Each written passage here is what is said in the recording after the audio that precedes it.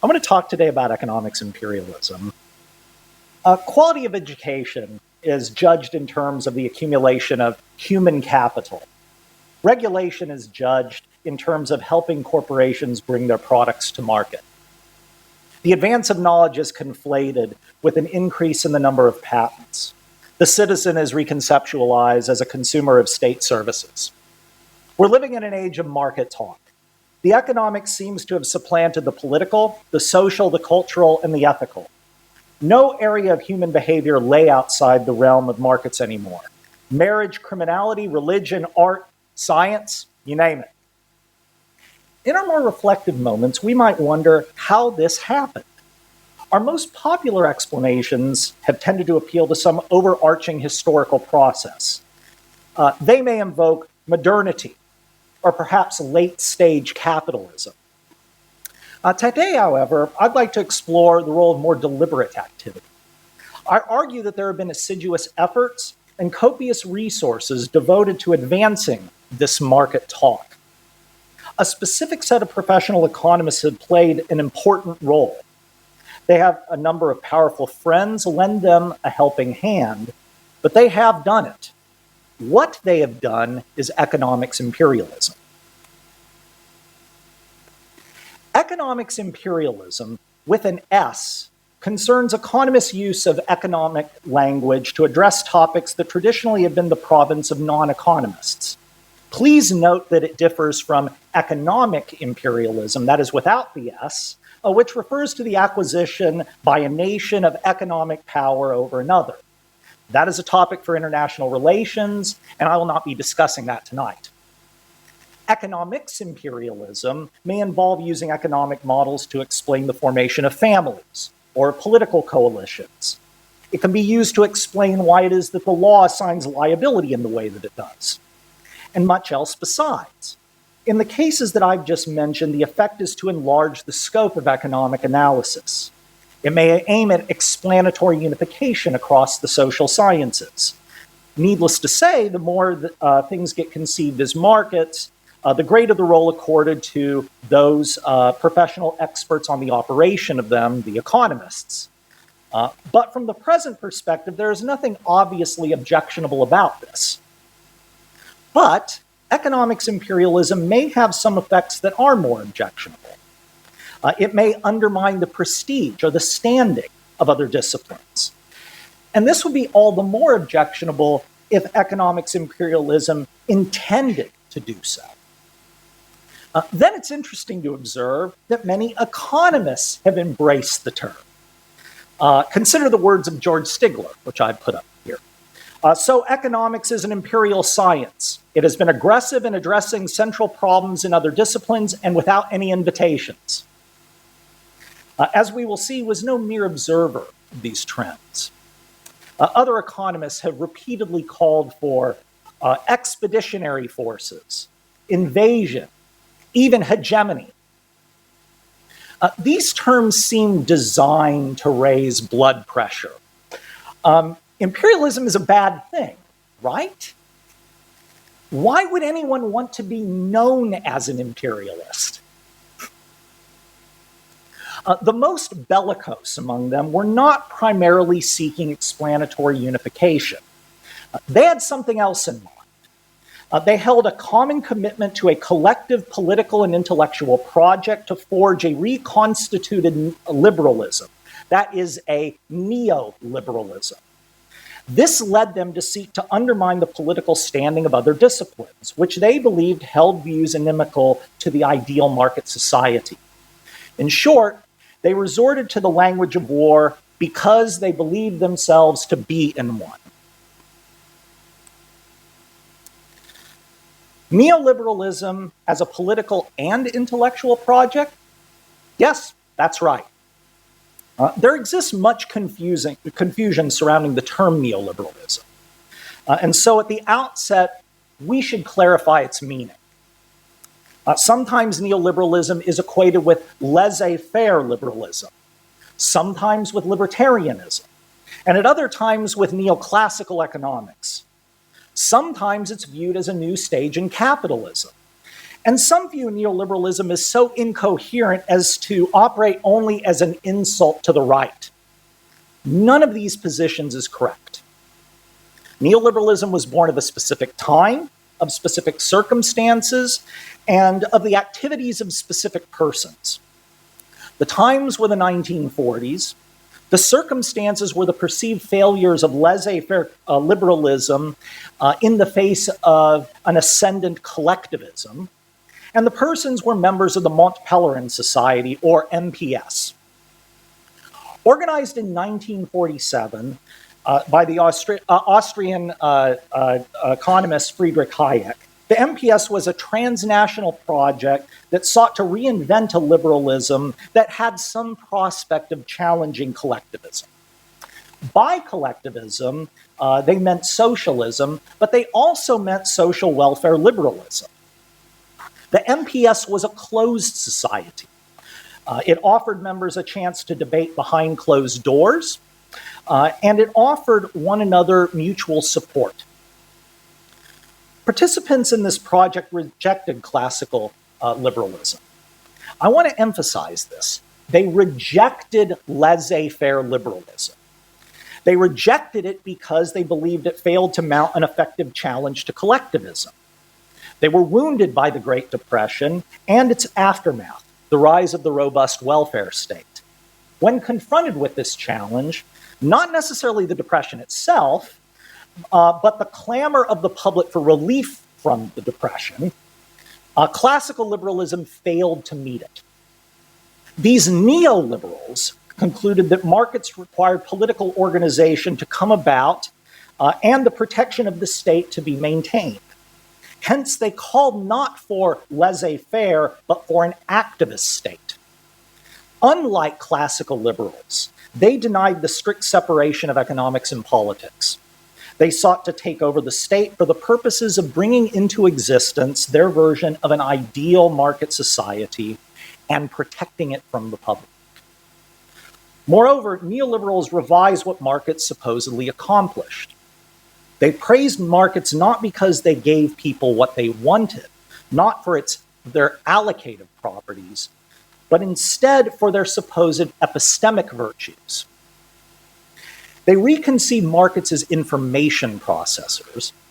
Indeed, they insisted markets were the most powerful information processors known to mankind. And so they tasked them with producing and conveying knowledge. Hence, neoliberalism was a political and intellectual project. It was opposed to laissez-faire liberalism. It was distinct from neoclassical economics and sought to rethink the foundations of liberalism.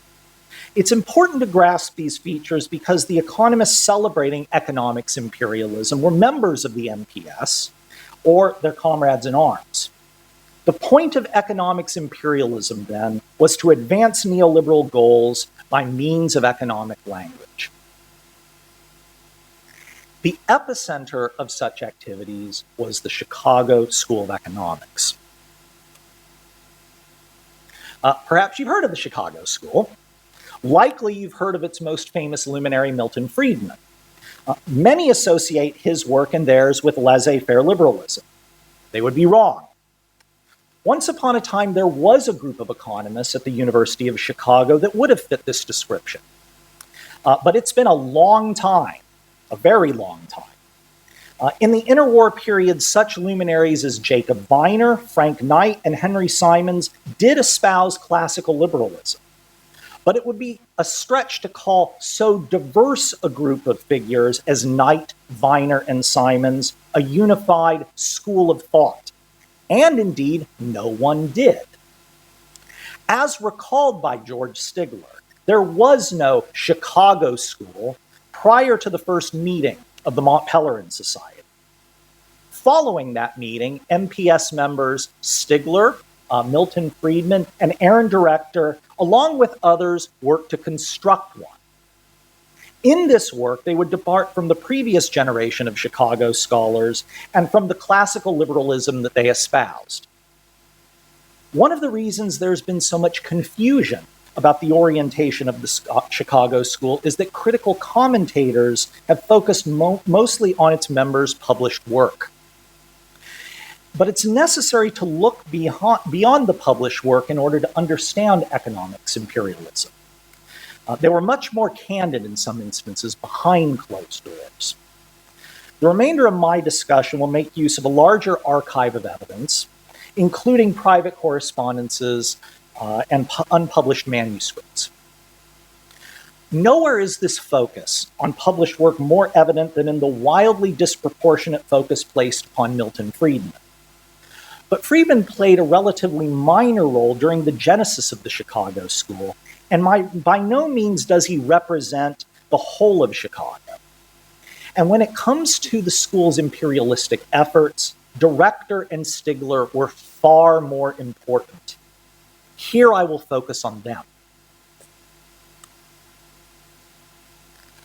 I mentioned three things so far: economics imperialism, neoliberalism, and the Chicago School.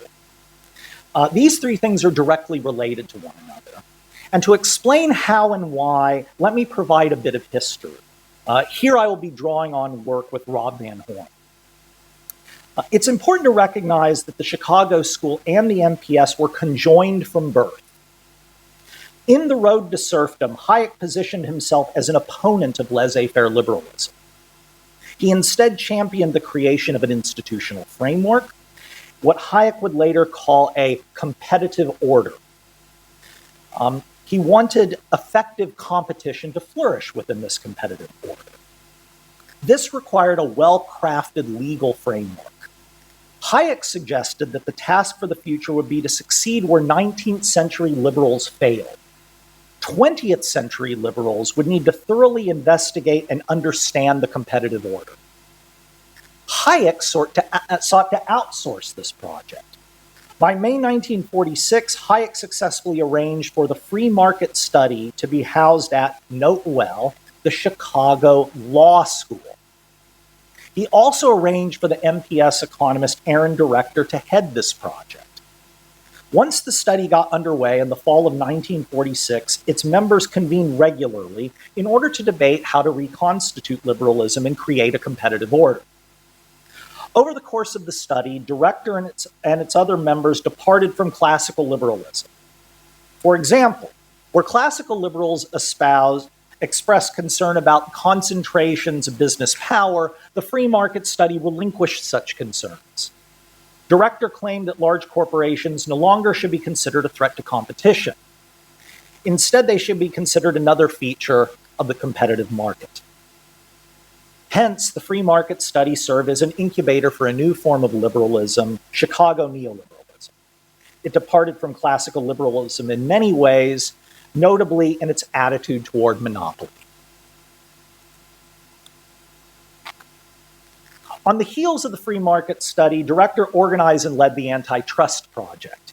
The Antitrust Project focused on issues of monopoly and select areas of antitrust law. It investigated these topics in light of the conclusions of the free market study.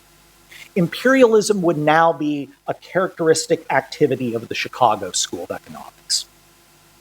The Chicago Law School quickly became an important staging ground for excursions into law.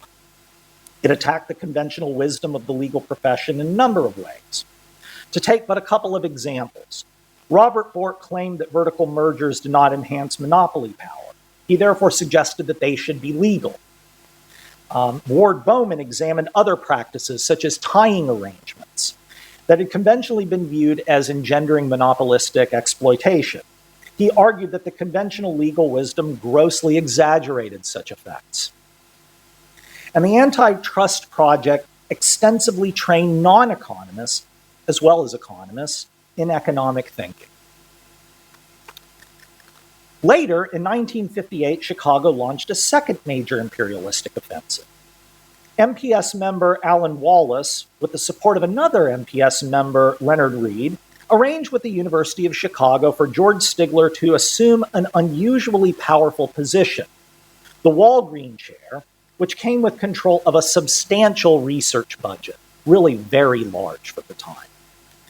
Stigler was located in the Graduate School of Business, thereby extending the neoliberal project at Chicago to the business school. And it established a second staging ground for imperialistic excursions. Shortly after his arrival at Chicago, Stigler announced his intention to devote the Walgreen resources to a study of what he called the, quote, causes and effects of governmental control over economic life. Stigler himself contributed studies of the regulation of electricity and securities and of the enforcement of antitrust law. He financed through Walgreen the work of several others. He recruited to Chicago the leading neoliberal economists Gary Becker, Sam Peltzman, and Robert Lucas. And he financed short stays for other sympathetic economists. Like Stigler, Stigler motivated the Governmental Control Project by appealing to the need to counteract collectivism. The project produced interpretations of the uses of primitive law as an instrument for wealth maximization, arguments that drug regulation was so costly as to impede innovation, evaluations of the efficacy of mattress flammability standards, and the discussion of the circumstances under which monopoly is more efficient than democracy, to name a few. The terrain that Chicago now covered was vast.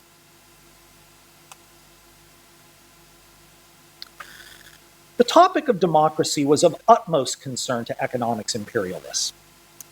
Time and again, Chicago neoliberals identified the democratic public as a threat to their objectives to establish a, quote, free market. But they felt that the professors posed a similar threat.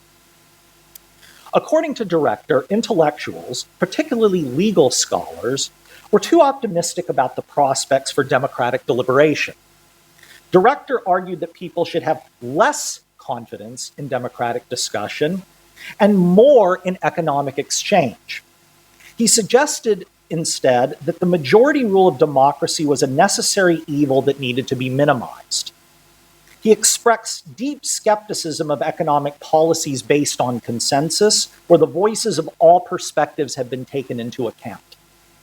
Hence, Director suggested that the legal framework necessary for effective competition, such as antitrust policy, should not be based on a mature consensus through democratic discussion, but rather on economic analysis, particularly of a Chicago neoliberal hue. Stigler shared Director's skepticism toward the judgment of the public and the professors. His project sought to find determinants of the growth of government and regulation, and it developed pressure group models. One of the most important contributions of such studies pertained to the notion of capture. Here, politics was treated as a market and hence was an expression of private interests. This being so, groups with intense interest in policies would tend to prevail, often to society's detriment. In Stigler's view, professors did not appreciate these problems with democracy. But even if they did come to appreciate them to some extent, they would fail to arrive at a correct appraisal of markets. Quoting Stigler, "The intellectual has never felt kindly toward the marketplace, whether this intellectual be an ancient Greek philosopher or whether this intellectual be a modern man, the basic similarity of view has been pronounced." Stigler elaborated, "I cannot believe that any amount of economic training would wholly eliminate the instinctive dislike of a system of organizing economic life through a search for profits. It will still appear to many intellectuals that a system in which men were driven by a reasonably selfless devotion to the welfare of other men would be superior to one in which they sought their own preferment. This ethic is deeply embedded in the major religions." Opposition to markets, therefore, was a holdover from earlier times, embedded in people's most cherished beliefs, and therefore very difficult to eradicate. Even the most learned were not immune. One could find it in the work of the professors, which presented an unrealistic view of what democracy could accomplish. And it uncritically adhered to the belief that regulation was sought for the public interest. This tainted studies of democracy and regulation. Hence, Stigler and Director believed that the professors too supported collectivism. They felt themselves to be the besieged minority.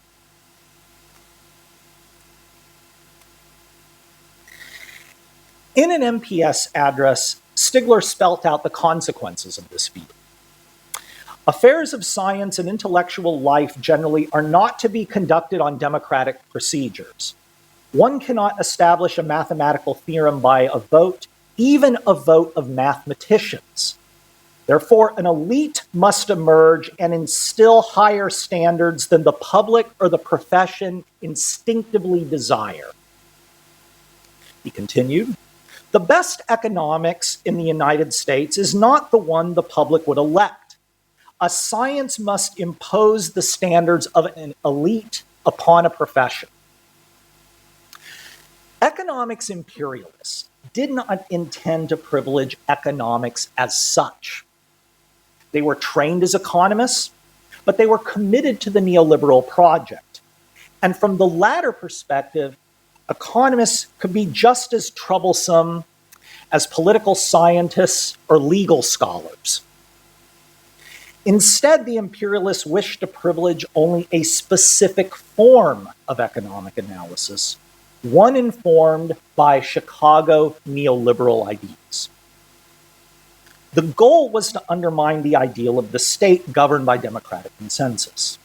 In an unpublished memo, Stigler proposed that one way to address the democracy problem would be to contribute skeptical studies of democracy.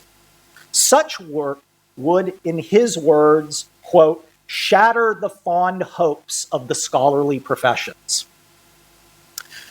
But to shatter the fond hopes would at best happen only in the long run. And so Stigler launched a complementary offensive. He called for a formal program that would enlist Chicago expertise in the service of addressing regulation. Now, at first, Stigler himself presented studies of regulation that seemed to demonstrate that it had no effect. But he and his colleagues quickly relinquished this idea. And he began to portray regulation as improvable. Improvable, that is, via the guidance of Chicago neoliberal analysis. He sought to develop for regulators a set of what he called, quote, intelligent guides, and subject regulators to performance audits. He called for the development of new techniques of quantitative measurement of regulatory performance, and he set members of his project to the task. Here, the goal was to undermine the standing of the disciplines informing science-based policy. For example, Chicago neoliberals sought to undermine the standing of clinical science in pharmaceutical regulation, arguing that relying on randomized clinical trials to judge the efficacy of medicines was far more costly than relying upon the market. But this did not cash out as a call to eliminate regulation, but instead to control it. It would control it by forcing the regulator to account for such costs in decision-making. This made it neoliberal. Neoliberal arguments began to carry the day. To give but a couple of examples, and just a couple because we're limited in time, the Reagan administration's appointees to the Antitrust Department of the Department of Justice echoed the arguments in Bowman's Patents and Antitrust Law, including his analysis of patent tie-ins. The enabling legislation of the U.S. Food and Drug Administration would eventually be amended to instruct it to account for the supposed costs of this regulation. Hence, the antitrust and governmental control projects had begun to work their effects on the state.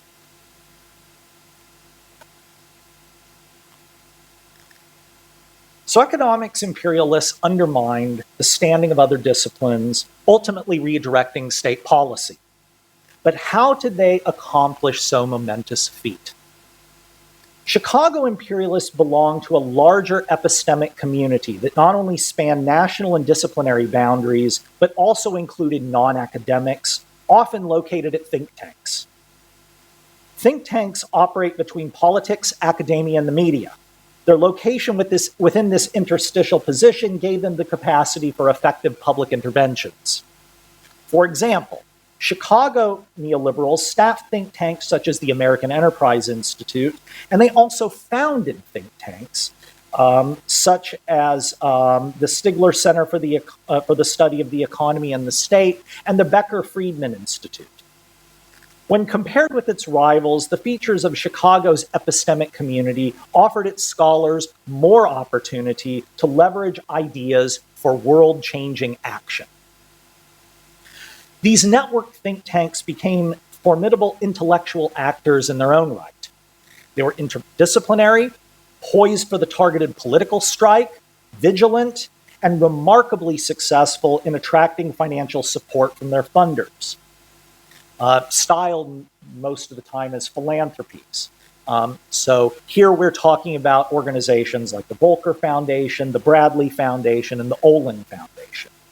They also received considerable support from corporations such as Pfizer, Procter & Gamble, and Getty, just to name but a few. To neoliberals, this latter feature was pleasing. The people were willing to fund their activities meant that their work had received the sanction of the ultimate arbiter of truth, the marketplace.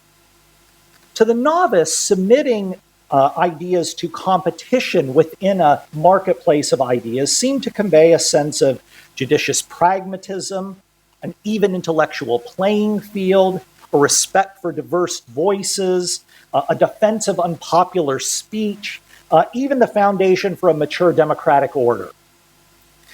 Neoliberals would sometimes encourage this interpretation, particularly to placate faculty who complained about the establishment of privately funded neoliberal institutes on their campuses. But behind closed doors, the operation of this marketplace of ideas came into clear view.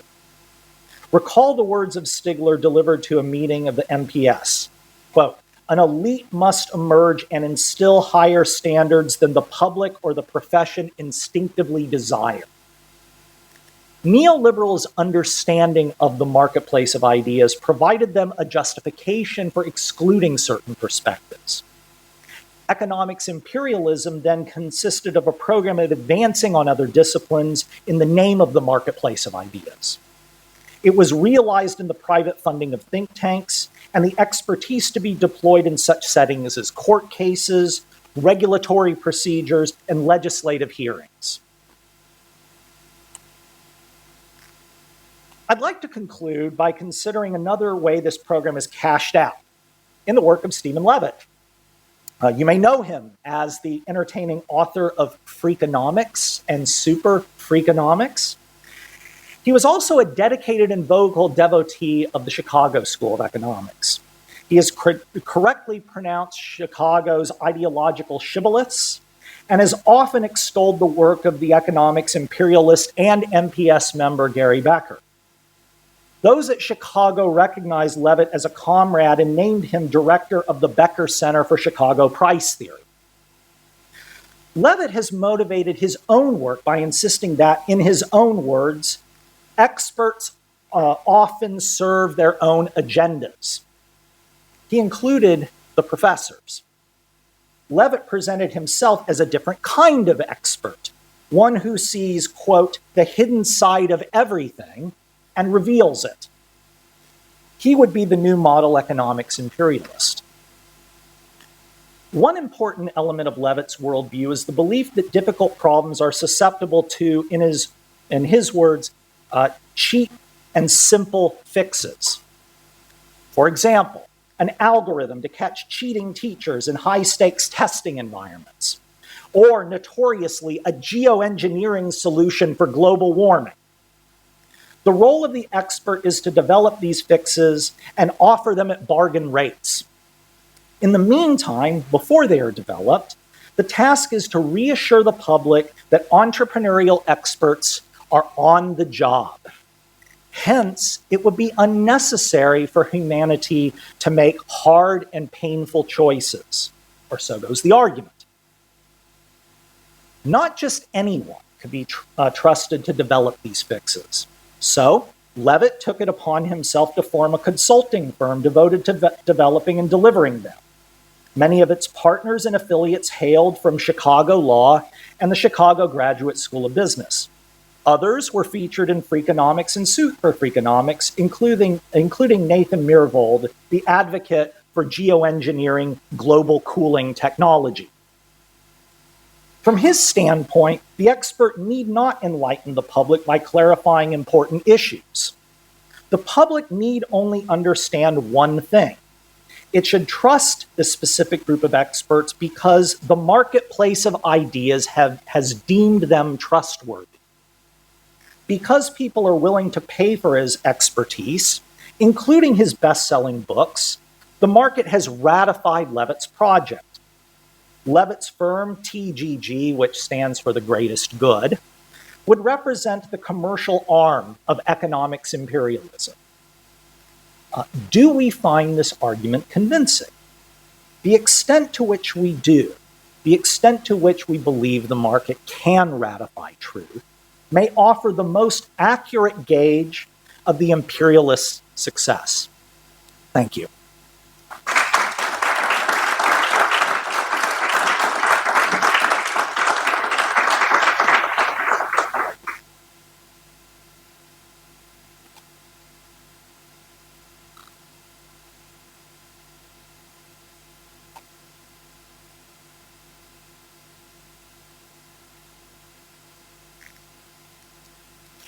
I won't play around with that too much and distract us all too much. Thank you very much, Eddie. What an extraordinary landscape of that we've covered in the time there, with at least one fan. But before we enter into the discussion now, let me call upon Professor Anna Yeatman. Anna is a professorial fellow at the Whitlam Institute, our foundation professorial fellow at Western Sydney University, and she leads our public policy program under the title of Human Rights and Public Life. She has an extensive background in public and political and social thought, and has engaged both in public policy as a researcher, teacher, and indeed as an evaluator.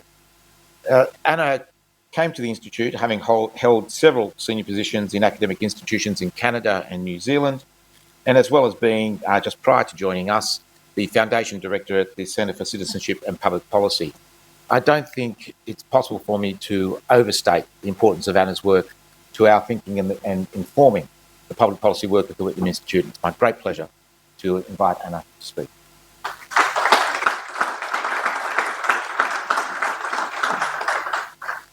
Thank you very much, Eric.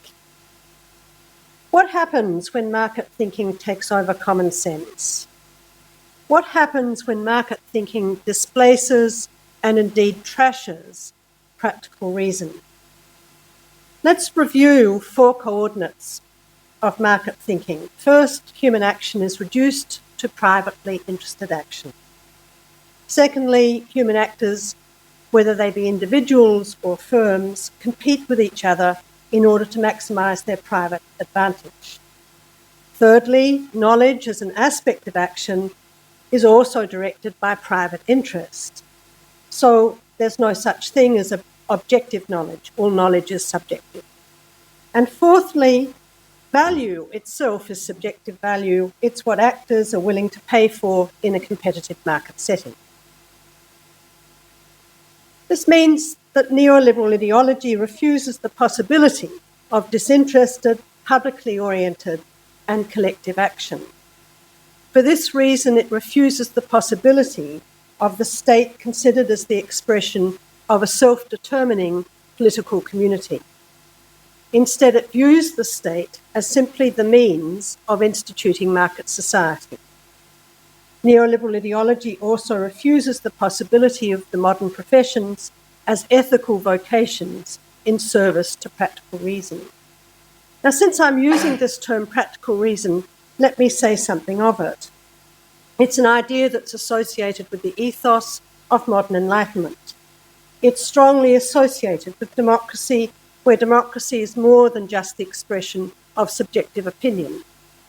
Rather, democracy involves engagement in public dialogue and public discourse in such a way as to help us find what we think, in process of finding out what others think, and in process of arguing our own case in relation to those arguments, engaging in a shared process of learning about shared problems, and how best to tackle them, and inviting experts of various kinds to help us do it.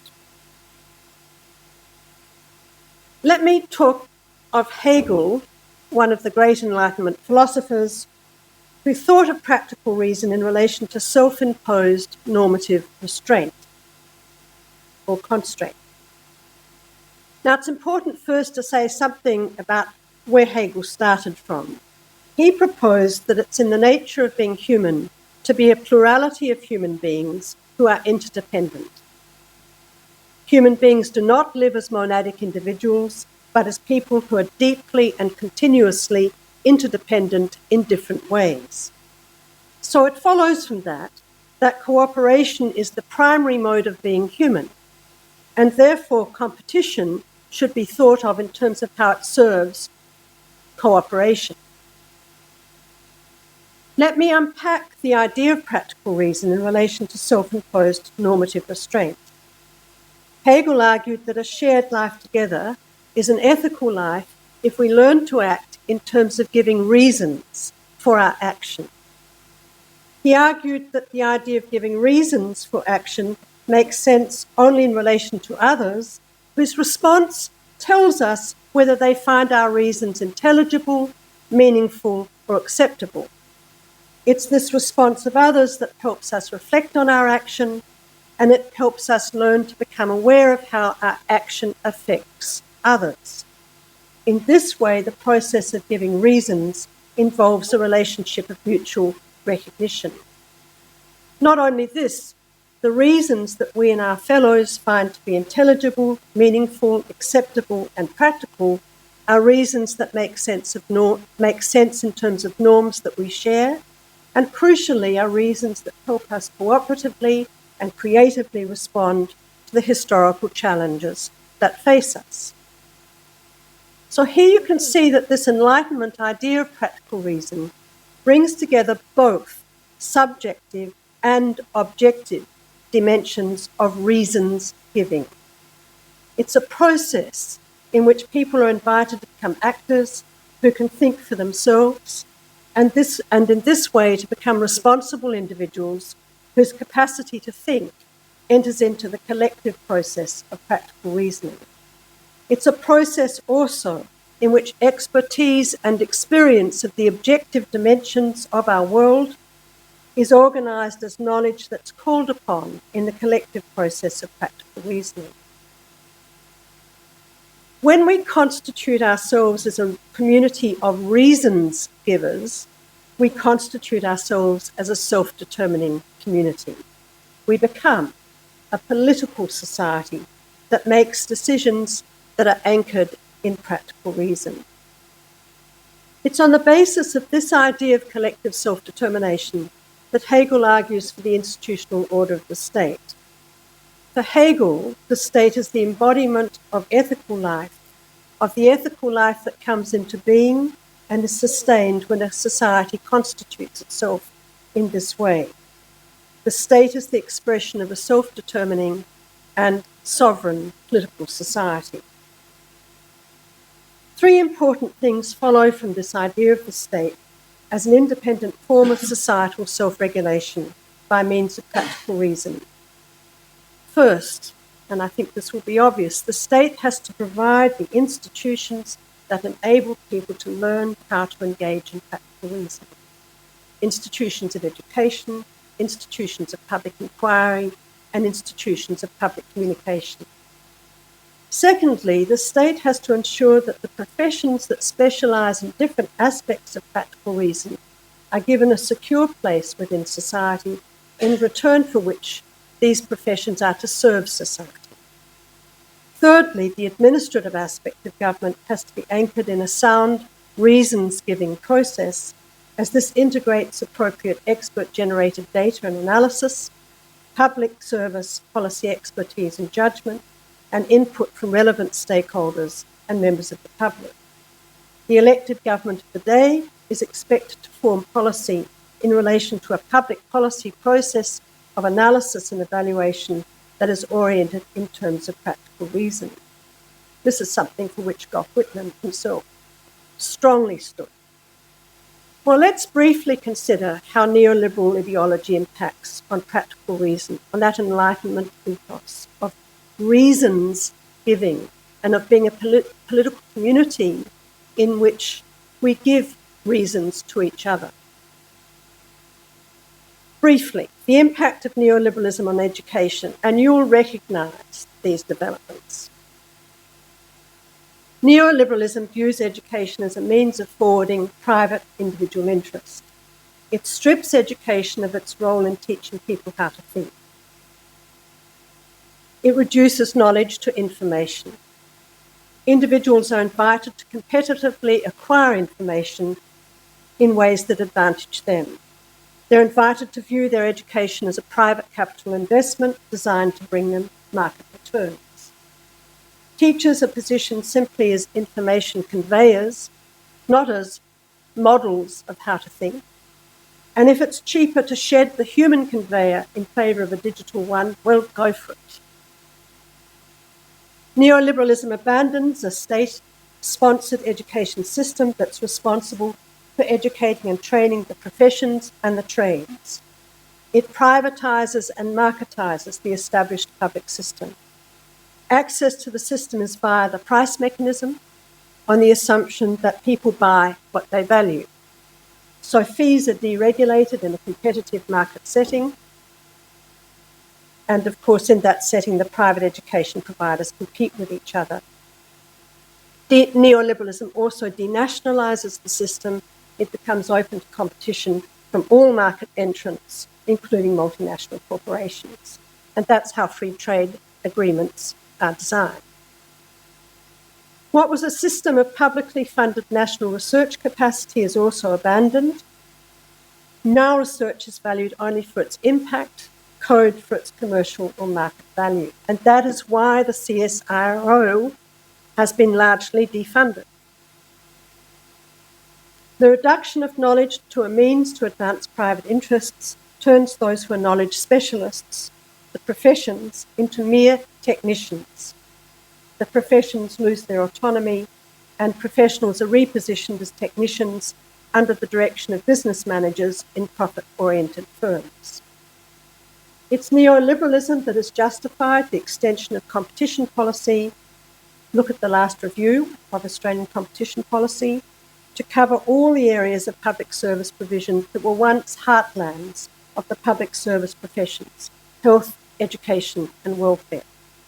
These will be subject to market principles under competition policy, those principles being business management, competitive price formation, unrestricted contestability, and thus the opening of the area concerned to global multinational firms.